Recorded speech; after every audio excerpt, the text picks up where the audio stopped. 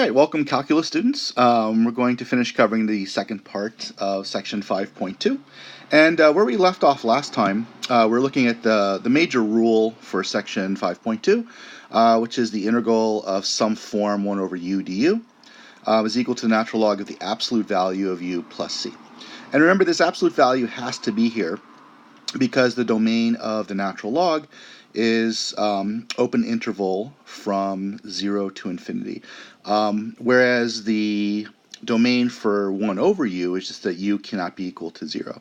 And so to make sure that that if this u, for example, over here in the integral happens to be negative, it still comes out as an absolute value, so that we don't have domain issues with this natural log here. Okay, actually, before you even watch this video, you want to push pause and go back and look at all the examples we did in section 5.2, and come back if those aren't fresh in your head. But if they are, let's continue onward. Okay, so the next thing we want to look at is using polynomial division before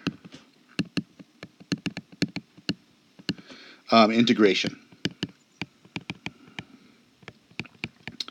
And you can also use synthetic division if you want. I prefer polynomial division.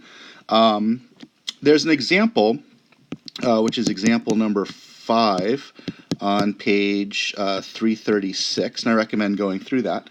But I'll go through another example here. So let's say we have the integral of the rational function x squared plus 8x minus 2 all over x minus 3 dx. Okay, there's a couple things we can do here. I could either distribute the, because remember you have to keep this denominator intact. And so I could distribute that to each term in the numerator and then integrate. Although, as you'll see, you kind of have a problem with the first one, because x squared over x minus 3 is actually quite difficult to integrate with the rules we have. So the easier option, whenever you have this rational function, is first make sure that you can't factor out the top and cancel out this x minus 3, which you can see in this case you cannot. So I'm going to use polynomial division first and then integrate. So let me show you how this works. So I'm going to divide x squared plus 8x minus 2 by x minus 3. And again, you can use synthetic division if you want. But here I'm going to use polynomial division. Okay, so I'm looking at this first x term here. So what times x is equal to this x term? So that would be x. So x times x is x squared. So I'm going to multiply this x through both terms. So x times x is x squared. And then x times minus 3 is minus 3x. And remember the rule with polynomial division is that once you do that, then you change the signs or multiply this whole bottom one by -1, and then add. And so x squared minus x squared is 0. And then 8x plus 3x is going to be 11x. And then I'm going to bring down the minus 2. And so I'll go back up top here. And I'm looking at this 11x term now. So what times this x is equal to 11x? So that would be plus 11. So I'm going to add 11. And then multiply through, again, each term. So then I get 11 times x is 11x. And then 11 times minus 3 is minus 33. So again, I'm going to change the signs on the bottom term and add them together. And 33 minus 2 is 31. And this is my remainder. So what this gives me is, if I look on top here, I've got x plus 11 plus the remainder over what I'm dividing it by, which is x minus 3. Okay, so now I can integrate this relatively easily. So I'm going to rewrite this as the integral of x plus 11 plus 31 over x minus 3 dx. Okay, so now I'm going to distribute the integral. So I got the integral of x dx plus bringing constants out in front of the integral. I've got 11 times dx plus 31 times the integral of 1 over x minus 3 dx. Okay, so let's look at each one of these integrals. So the integral of x dx is just x squared over 2. The integral of dx is just x, but that's multiplied by 11, so that's going to be plus 11x. And then for this guy, this is a really simple u substitution, but I want u to be equal to x minus 3, so I get my 1 over u here. And what's left is a dx, and so du is equal to dx. So that's relatively simple. And remember that the integral of 1 over u du is equal to the natural log of the absolute value of u plus c. So this one becomes plus that constant 31 times the natural log of the absolute value of u, and u was x minus 3 plus c. So my whole answer here is this integral is equal to x squared over 2 plus 11x plus 31 natural log of the absolute value of x minus 3 plus c.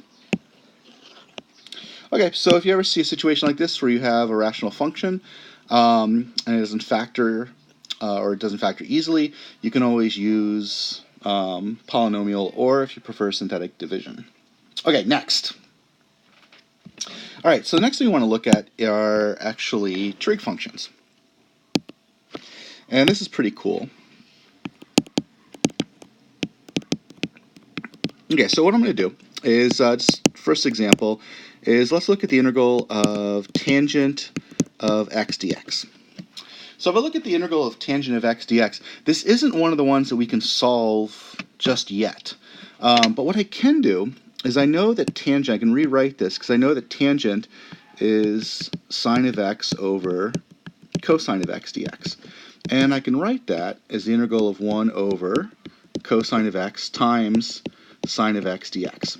And this enables me now to use u substitution because I've got that form that I'm looking for, which is 1 over u du is equal to the natural log of the absolute value of u plus c. Okay, so in this case, I'm going to let u be equal to the denominator, which is cosine of x. So here that gives me my 1 over u. And then what I need to still sub is this sine x dx. So if I differentiate u, I get du is equal to minus sine x dx. And sine x dx I'm going to lock up because that's what I'm looking for, but you still have this minus sign out front. So sine x dx is equal to minus du. So this term up here is minus du. So now what I do is I put all this back in, and I get minus the integral of 1 over u du, which is equal to minus natural log of the absolute value of u plus c. And as always, I put my u back in, unless I have a definite integral. So I've got minus natural log of the absolute value. U was cosine of x plus c. So now this gives me a rule I can actually memorize, and that is that the integral of tangent, I'll make it tangent of u du, is equal to minus natural log of the absolute value of cosine of u in this case,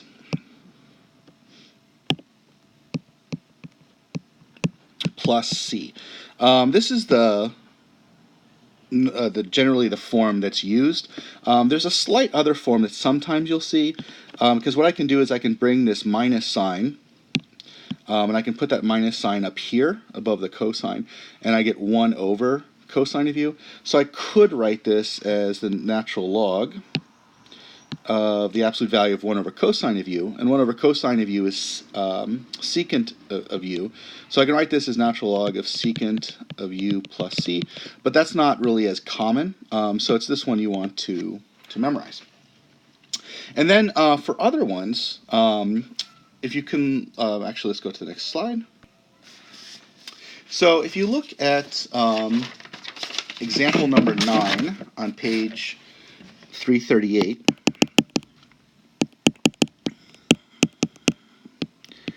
so hit pause and go to that example. Okay, so as you see in this example, when you're trying to integrate secant of x dx, What they do is they actually multiply the numerator and denominator by secant of x plus tangent of x, and then carry out the integration. You don't really need to worry about this derivation. It's just easier to memorize what the result is. And the result is you get that this is equal to the natural log of secant x plus tangent of x plus c. And so the tangent and the cotangent ones are pretty easy to derive. The secant and the cosecant ones, you have to use that little trick that's shown in example 9. But in my opinion, it's best just to memorize all of these. So if you look on the next page, which is page 339, then they have a table of all of the trig functions. And what you need to do is just memorize this table. And so I'll write them all down here, and I want you to take notes on this. So we already know that the integral of sine of x dx, and actually I'm going to make this in terms of u, all of these,